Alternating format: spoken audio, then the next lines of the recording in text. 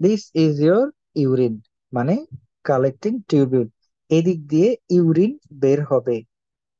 এইখানে আমার কালেক্টিং টিউবিউলের যে সেল আছে, যেখানে আছে আমাদের অ্যাকোয়াপোরিন 2, যেটা ইমপ্ল্যান্ট করে আমাদের এডিএইচ, যেটা কি করে এখান থেকে পানি নিয়ে আমার ব্লাড ভেসেলে দিয়ে দেয়।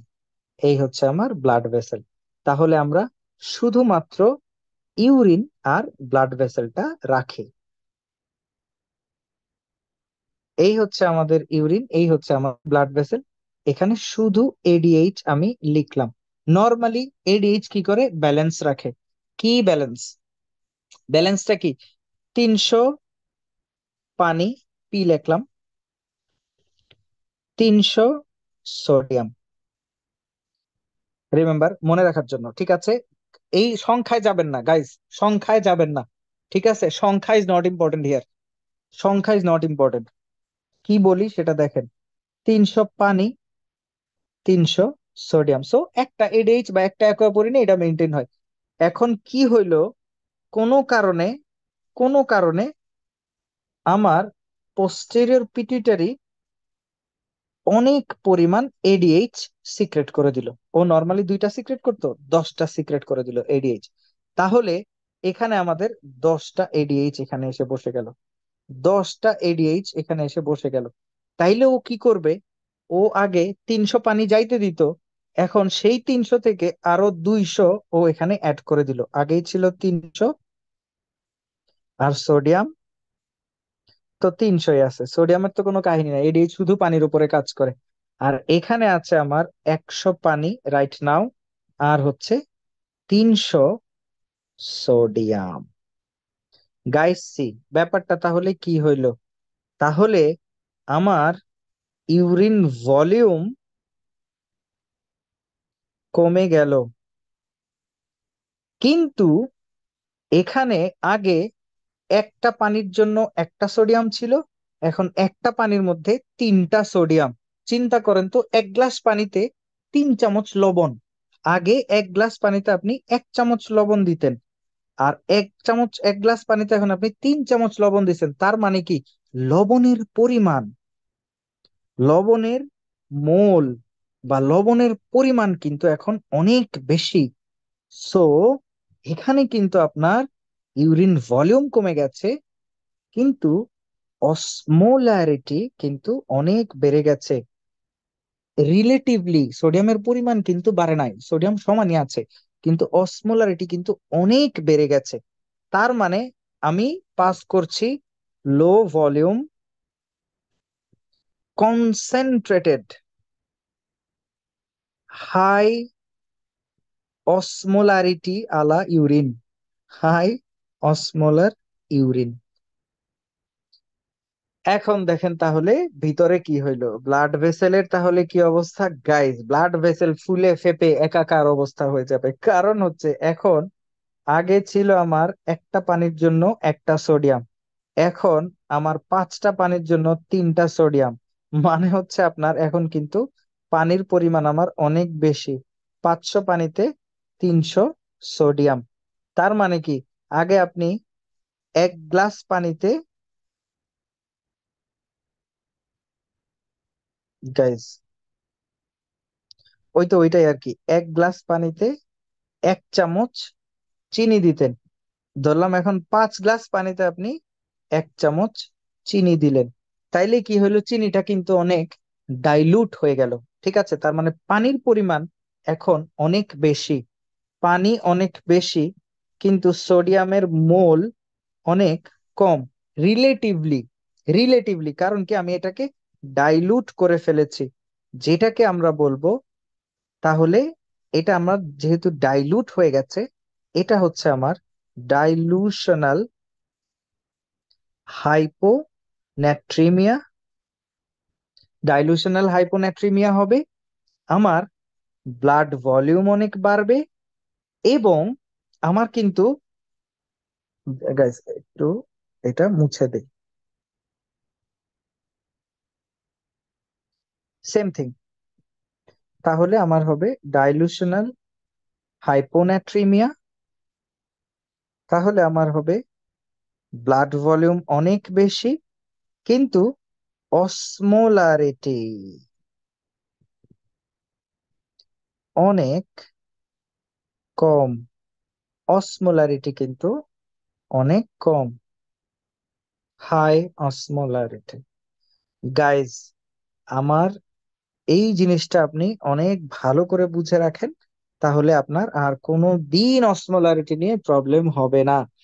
তাহলে এটা কি হচ্ছে? এটা হচ্ছে আমার syndrome of inappropriate ADH secretion. প্রচুর পরিমাণে এডিএইচ সিক্রেট হয়েছে, এইখান থেকে আপনাকে ঘুরায় ফিরায় কোয়েশ্চেন করবে। এডিএইচ যদি আমার প্রচুর পরিমাণে সিক্রেশন হয়, তাহলে আমি তাহলে ব্লাডে কি পাচ্ছি? ব্লাডে পাচ্ছি অসমোলারিটি লো, আমি পাচ্ছি হাইপোনাট্রিমিয়া। হাইপোনাট্রিমিয়া হইলে কি হয়? হাইপোনাট্রিমিয়া হইলে কিন্তু পার্সন এজিটেটেড অ্যান্ড কনফিউজড হয়। Agitated, confuse. এজিটেটেড মানে কি? সবাইকে গালাগালি করে, ডাক্তারকে গালাগালি করতেছে, সিস্টারকে গালাগালি করতেছে, আপনাকে গালাগালি করতেছে, আপনার রেজিস্ট্রারকে গালাগালি করছে, সবাইকে গালাগালি করছে। He is on fire. ঠিক আছে? এই। আর ইউরিনে আমি পাবো, ইউরিনে আমি পাবো লো volume concentrated urine. Concentrated, very concentrated urine. এটা হচ্ছে আমার syndrome of inappropriate ADH secretion. এটা অনেক কারণে হইতে পারে। Remember lung carcinoma, remember head injury. ঠিক আছে? লাং কার্সিনোমা এটা একটা প্যারানিওপ্লাস্টিক সিনড্রোম। এটা অনেক লাং কার্সিনোমাতেই হয়, কিন্তু most commonly you will find it in small cell lung carcinoma. তার মানে এটা কিন্তু স্কোয়ামাস সেলে হয় না, স্কোয়ামাস সেলেও হয় small cell lung carcinoma. Just one clue, যে আপনার লাংসে কোনো শ্যাডো আছে, সাথে আপনাকে বলেছে যে লো ভলিউম কনসেন্ট্রেটেড ইউরিন, অথবা আপনাকে বলেছে হাইপোনাট্রিমিয়া হয়েছে, আর হচ্ছে person agitated and confuse, remember it's small cell lung carcinoma. ওইটা আমরা পরে শর্টসে আলোচনা করব। নাও, এখন যদি আপনার এমন হয় যে এডিএইচ নাই, দেয়ার ইজ নো এডিএইচ, তাহলে আপনার কি হবে? Very simple. এই হচ্ছে আমার ব্লাড, এই হচ্ছে আমার ইউরিন, এডিএইচ নাই, এডিএইচ নাই, no water will be reabsorb, balance হবে না। তখন এখানে হবে উল্টা, 100 ml, আর এখানে হচ্ছে 300 ml সোডিয়াম। ঠিক আছে গাইস? আর এইখানে হবে আপনার উল্টা, 500 ml পানি, আর হচ্ছে 300 ml sodium. Now you know যে অসমোলারিটির ব্যাপারটা কি। তাহলে এখানে ব্লাডে অসমোলারিটি হবে very very high, but blood volume will be very low. And এখানে আপনার হবে urine volume will be very high, very high, আর অসমোলারিটি উইল বি লো। এখন এইটাকে আপনাকে পরীক্ষা দিবে পলিউরিয়া, এইটা দিয়ে আপনাকে কোশ্চেন করবে পলিউরিয়া হচ্ছে। পলিউরিয়ার কারণ কি? Lung carcinoma, head injury. ঠিক আছে? এখন আপনি বলবেন ভাই ওইটা তো বললেন হেড ইনজুরি, এটা তো বললেন হেড ইনজুরি, ওইটা তো বললেন লাং কার্সিনোমা, এটা তো বললেন লাং কার্সিনোমা, এখন আমি কোথায় যাব? অপু বিশ্বাসের মতো এখন আমি লাং কার্সিনোমা নিয়ে কোথায় যাব? Guys, come down, don't worry about it.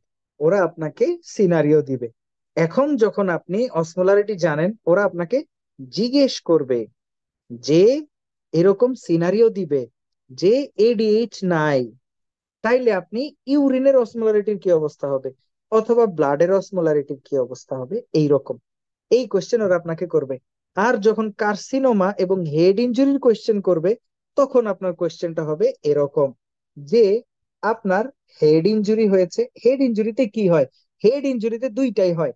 Number one, আপনার পোস্টেরিয়র পিটুইটারি, পিপি, পিপি থেকে এডিএইচ রিলিজ হয়, তাই না?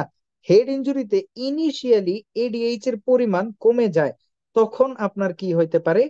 এডিএইচ এর পরিমাণ কমে গেলে কি হবে? পলিউরিয়া। Very simple.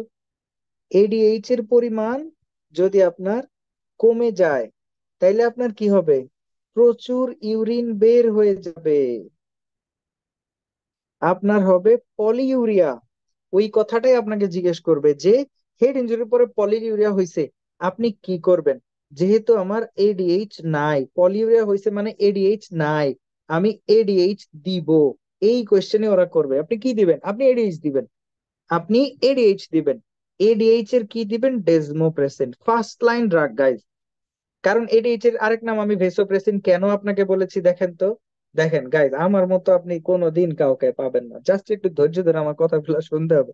ভেসোপ্রেসিন আমি আপনাকে আগেই বলে রেখেছি, যাতে ডেজমোপ্রেসিন বললে আপনার বুঝতে সমস্যা না হয় যে এটা আসলে একটা এডিএইচ, নাথিং। সো আপনি এডিএইচ দিবেন, ঠিক আছে? এই আর ইনিশিয়ালি আপনার এডিএইচ কমে যায়, আপনাকে এই সিনারিওটা দিতে পারে, এবং কিছুক্ষণ পর কিন্তু আপনার এডিএইচ এর পরিমাণ আনডিউলি বেড়ে যায়। এডিএইচ এর পরিমাণ যদি বেড়ে যায়, তখন কিন্তু আপনি পড়বেন আরেক বিপদে। তখন কিন্তু প্রচুর পরিমাণে ওয়াটার রিটেনশন হবে। ওয়াটার রিটেনশন হবে, ওরা আপনাকে এই কথাটাই বলবে যে একটা পার্সন হেড ইনজুরি হয়েছে, হেড ইনজুরি হওয়ার পর ও হাইলি কনসেন্ট্রেটেড ইউরিন পাস করছে, তাহলে আপনি কি করবেন? এখন আপনি এই ইউরিন নিয়ে কোথায় যাবেন? তার মানে সব পানি কিন্তু শরীরের ভেতরে আটকানো আছে, শরীরের ভেতরে আটকানো। তাহলে আপনি কি করবেন? নতুন করে পানি খাওয়া কমিয়ে দিবেন। প্রথম কাজ, রেস্ট্রিক্ট ওয়াটার, রেস্ট্রিক্ট ওয়াটার। দ্বিতীয় কাজ, সাথে যদি রেইজড আইসিপির সাইন থাকে দিতে পারেন। একটা যে কোনো একটা কাজ জিজ্ঞেস করবে আপনাকে, এগুলা বলে তারপরে জিজ্ঞেস করবে আপনার প্রথম কাজ কি। First thing, what do you do? That is you restrict water. What is the appropriate next management? Next management, appropriate next management কি? Next management, number one management, restrict water. তারপরে ওরা আপনাকে বললো ওই আপনার কুশিং সিন্ড্রোমের সাইন দিল। ওইটা আরেকটা কোশ্চেন, আপনাকে বললো একটা হেড ইনজুরির পেশেন্ট এসেছে, হেড ইনজুরির পেশেন্ট এসেছে ওর bradycardia, irregular breathing, breathing hypertension, bradycardia, irregular breathing, hypertension সাথে লাগাই দিল, প্লাস কনসেন্ট্রেটেড ইউরিন পাস করছে। আমরা একটু অ্যাডভান্স লেভেলে চলে গেছি। কনসেন্ট্রেটেড ইউরিন পাস করছে, আপনি কি করবেন? Give mannitol. ম্যানিটলের সাথে আমরা কি দেই? ম্যানিটল কি করে? ম্যানিটল হচ্ছে আপনার আইসিপি কমায়। কিভাবে? ও পানি বের করে দেয়, সিম্পলি মনে রাখেন। ও আপনার শরীর থেকে পানিটা যেটা আটকানো আছে সেটা বের করে দিবে, সিম্পল। এখন সেটার কারণে আপনার কিন্তু আবার একটু হাইপোভলিমিয়ার চান্স থাকে, সে আমরা কিন্তু সাথে আবার 3% NaCl ও দিয়ে থাকি, ঠিক আছে? 3% NaCl ও কিন্তু আমরা সাথে দিয়ে থাকি। এইটাই ওরা আপনাকে জিজ্ঞেস করবে। এই হচ্ছে আপনার হেড ইনজুরির পরে পলিইউরিয়া এবং অলিগোইউরিয়া দুইটারই ম্যানেজমেন্ট, এগুলা পরীক্ষায় আসে, এইভাবেই আসে। তার মানে যদি পলিইউরিয়া হয়, আপনি এডিএইচ দিবেন, ডেজমোপ্রেসিন বা এডিএইচ অ্যাগোনিস্ট। অ্যাগোনিস্ট এডিএইচ কে যারা স্টিমুলেট করে বা অ্যাগোনাইজ করে, ঠিক আছে? আর এডিএইচ এর পরিমাণ যদি অনেক বেশি হয়, তাহলে আপনার চয়েস কি? এগুলা ইনিশিয়াল নেওয়ার পর এডিএইচ অ্যান্টাগনিস্ট, এই আইদার ওয়ান আপনার অপশনে থাকবে। হয় আপনাকে জিজ্ঞেস করবে number one question, first management কি? Water restriction, water restriction. Second management কি? সেকেন্ড ম্যানেজমেন্ট হচ্ছে আপনার ম্যানিটল, অথবা আলাদা কোয়েশ্চেন করতে পারে আপনাকে, ম্যানিটল প্লাস 3% NaCl। আইদার আপনার দেখা যেতে পারে ম্যানিটল দেয় নাই, শুধু 3% NaCl দিচ্ছে, আপনি 3% NaCl দিয়ে দেবেন। নাও ADH আর ADH antagonist if needed, if needed. ঠিক আছে, দেন কোথায় গেল, কোথায় গেল? এই তো, এই তো, এই তো, এই তো এখানে আমাদের আছে diabetes insipidus versus diabetes insipidus থেকে কোনো কোয়েশ্চেন আসে না। ঠিক আছে, ডায়াবেটিস ইনসিপিডাস থেকে কোনো কোয়েশ্চেন আসে না। এইটাই ডায়াবেটিস ইনসিপিডাস। ঠিক আছে, যেটাতে হচ্ছে আপনার এডিএইচ থাকে না, এডিএইচ থাকে না ওইটাই। ক্র্যানিয়াল আছে, নেফ্রোজেনিক আছে, নট ইম্পর্টেন্ট, জাস্ট আপনার হেড ইনজুরি রিলেটেড যেটা, সেটা ইম্পর্টেন্ট। ঠিক আছে, আর এটা syndrome of inappropriate ADH secretion. এইটাই হচ্ছে এই যে আপনার এখানে আছে small cell lung carcinoma, severe brain trauma, আর হচ্ছে সেপসিস। এই দুইটাই আমাদের জন্য ইম্পর্টেন্ট। ঠিক আছে, আর এখানে আপনার আরেকটা জিনিস, ওই যে আপনার হাইপোনাট্রিমা কিন্তু এমনিই থাকবে। 3% NaCl এর কিন্তু আরেকটা কাজ হচ্ছে আপনার কিন্তু পানির পরিমাণ অনেক বেড়ে গেছে এবং সোডিয়ামের পরিমাণ কিন্তু অনেক কম, এই জন্য আপনি কিছু এক্সট্রা সোডিয়াম অ্যাড করে দিলেন।